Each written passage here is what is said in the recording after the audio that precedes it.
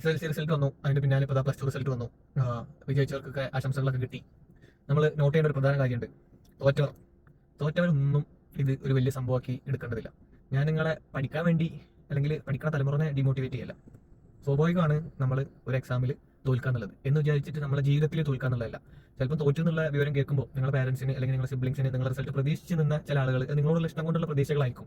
അതിൽ ചെറുതായി ഉള്ള വേദനയേറിയ വാക്കുകൾ നിങ്ങൾ കേൾക്കേണ്ടി വരും. പക്ഷേ നിങ്ങളുടെ ജീവിതം ഒന്നും ഒരു +2 കൊണ്ടോ ഒരു 10ാം ക്ലാസ് കൊണ്ടോ ഒന്നും ആവാൻ പോകുന്നില്ല. അത് നിങ്ങൾ ചിന്തിച്ചാൽ മതി. ലൈഫ് എങ്ങനെ എന്ന് ഡിസൈഡ് ചെയ്യാനുള്ള പ്രായം സംബന്ധിച്ചിടത്തോളം നമുക്ക് ആവണുള്ളൂ. എനിക്ക് ഏറ്റവും ബെസ്റ്റ് ആയിട്ട് പറയാനുള്ളത്, കൃത്യമായി എക്സ്പീരിയൻസ് ഉള്ള അല്ലെങ്കിൽ നല്ല നല്ല കാര്യങ്ങൾ ചെയ്തിട്ട് നല്ല പൊസിഷനിലുള്ള ആളുകളെ അവരെ ആയിട്ട് നിങ്ങൾ കണ്ടിട്ട് സംസാരിച്ചിട്ട് നിങ്ങളെ ഒരു കരിയറിന്റെ നെക്സ്റ്റ് സ്റ്റെപ്പ് എന്താണെന്നുള്ളത് നിങ്ങൾ കണ്ടെത്തുക. അല്ലെ നാട്ടിൽ പറഞ്ഞെടുക്കുന്നവരും അല്ലെങ്കിൽ വെറുതെ ചിരിക്കുന്നവരും നല്ല നിങ്ങൾ അറിയേണ്ടത് ലേൺ ഫ്രം എക്സ്പീരിയൻസ്ഡ് പീപ്പിൾ എന്നാണ്. അതായത് നല്ല പൊസിഷനിലുള്ള നല്ല ബിസിനസ് ചെയ്യുന്ന ആളുകൾ അല്ലെങ്കിൽ നല്ല ഹയർ സാലറി വാങ്ങിക്കുന്ന ജോലിയിലുള്ള ആളുകൾ, അവരൊക്കെ ലൈഫിന്റെ ക്വാളിറ്റി നോക്കിയിട്ട് വേണം നിങ്ങൾ ആ എക്സ്പീരിയൻസ് നിങ്ങൾ എന്തൊക്കെ ചെയ്ത് ഞാൻ ഇങ്ങനെ ഒരു ഫെയിലിയറിൽ പെട്ട് അല്ലെങ്കിൽ ഇനിയിപ്പോൾ പാസ്സായവരാണെങ്കിലും ഞാനിപ്പോൾ പാസ്സായി, എന്റെ പൊട്ടൻഷ്യൽ എന്താണെന്ന് എനിക്ക് കൃത്യമായിട്ട് അറിയില്ല, അല്ലെങ്കിൽ ഇന്നതൊക്കെയാണ് എന്റെ ആഗ്രഹം, ഞാൻ എന്താ പഠിക്കേണ്ടി എന്നുള്ള രീതിയിലുള്ള കാര്യങ്ങളൊക്കെ ചോദിച്ചറിഞ്ഞിട്ട് എന്താണെന്ന് വെച്ചാൽ നെക്സ്റ്റ് സ്റ്റെപ്പിൽ എടുക്കാം. അല്ലാണ്ട് തോറ്റെന്ന് വിചാരിച്ചിട്ടോ ജയിച്ചെന്ന് വിചാരിച്ചിട്ടോ നമ്മളൊക്കെ സ്കൂളിൽ പണ്ടേ പറയുന്ന സാധനമാണ് 10ാം ക്ലാസ് നിങ്ങളുടെ ലൈഫിന്റെ ടേണിംഗ് പോയിന്റ് ആണ്. അല്ലെങ്കിൽ നിങ്ങൾ +2 വന്നിരിക്കുമ്പോൾ പറയുന്നത് നിങ്ങളുടെ ടേണിംഗ് പോയിന്റ് ആണ്. ഒരു ടേണിംഗ് പോയിന്റും ഇല്ല. നമ്മൾ പഠിച്ചുകൊണ്ടേ ജീവിതാവസാനം വരെ നമ്മൾ പല രീതിയിലും പഠിച്ചുകൊണ്ടിരിക്കും. നമ്മളിപ്പോൾ ജോലിക്ക് പോകുകയാണെങ്കിൽ ഓരോ കമ്പനിയിലും ഡിഫറൻറ്റ് സോഫ്റ്റ്വെയറായിരിക്കും, ഡിഫറൻറ്റ് ആയിട്ടുള്ള ആക്സസുകളായിരിക്കും നമുക്ക് ഉണ്ടാവുക. എല്ലാ കാര്യത്തിലും നമ്മൾ സ്റ്റിൽ ഓരോ ദിവസം ലേണിംഗ് ആണ്. ഒന്നും പഠിച്ചിട്ട് ഞാനാണ് വലിയ സംഭവം എന്ന് ബിൽഡ് ചെയ്യാൻ പറ്റിയ ഒരു സംഭവം നമ്മുടെ ലൈഫിലൊന്നും ഇല്ല.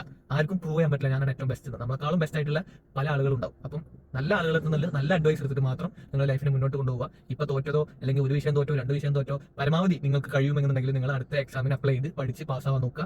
ഡ്രോപ്പ് ചെയ്ത് പോകരുത്. പലർക്കും പറ്റുന്ന ഒരു ബുദ്ധിമോശമാണ്. തോറ്റ് കഴിഞ്ഞ് കഴിഞ്ഞാൽ അത് ഡ്രോപ്പ് ചെയ്തിട്ട് എവിടെയെങ്കിലും തൊട്ടടുത്ത ഷോപ്പിലോ അല്ലെങ്കിൽ ചായക്കടയിലോ ഒക്കെ ജോലിക്ക് നിൽക്കും. നമ്മളെ സമയം വെറുതെ പോകും. അത് കഴിഞ്ഞ ശേഷം കുറച്ചും കൂടി ബോധം വരുമ്പോഴായിരിക്കും ചിലപ്പോൾ നമ്മൾ ഗൾഫിലേക്കൊക്കെ വരിക.